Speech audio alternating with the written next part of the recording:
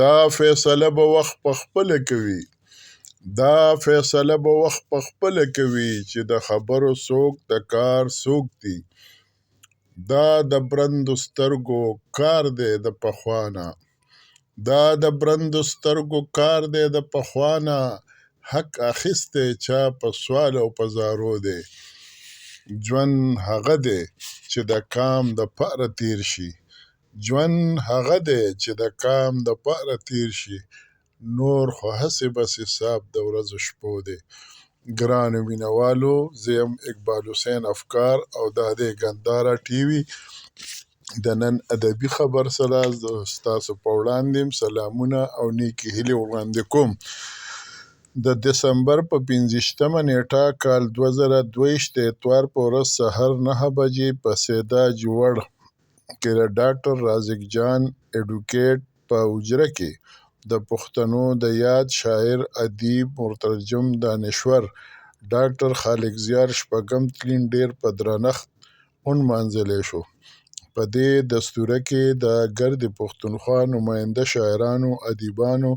منورینو د ژوند د بیلابیلو څانګو نماینده شخصیتونو ګډون درلود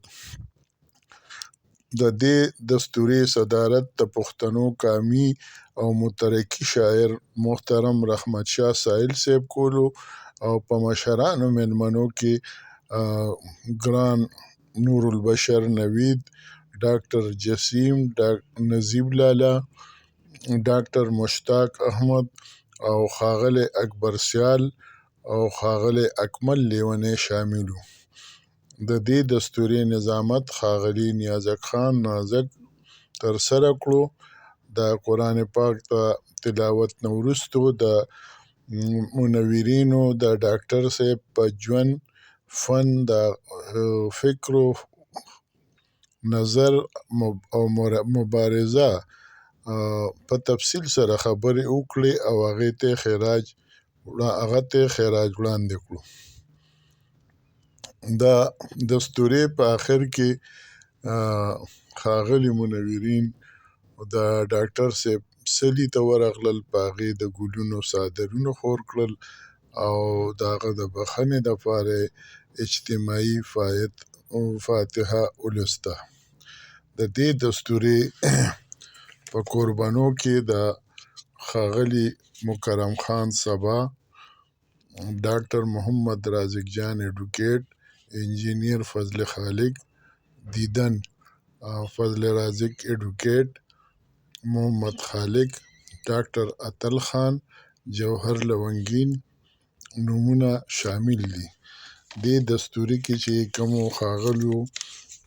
شاعرانو ادیبانو او منورینو د خپلو خیالاتو اظهار وکړو منظوم خراج یې ډاکټر صاحب ته وړاندې کړو د هغې په نومونو کې ښاغلی امیر قاسم هاشمي صاحب ښاغلی اکبر سیال صاحب ښاغلی فضل سبحان عابد صاحب ښاغلی زار یوسف صاحب ښاغلی محسن شاه محسن صاحب ډاکټر مشتاق احمد صاحب ګوهرعلي ګوهر صاحب ښاغلی ناصر امین صاحب ډاکټر جسیم خان صاحب ښاغلی جان بادر لالا صاحب دانش اډوکیټ حمیدالله خان نوشروان خوږمن او محمد علم او ښاغلی طالب جان شامل وو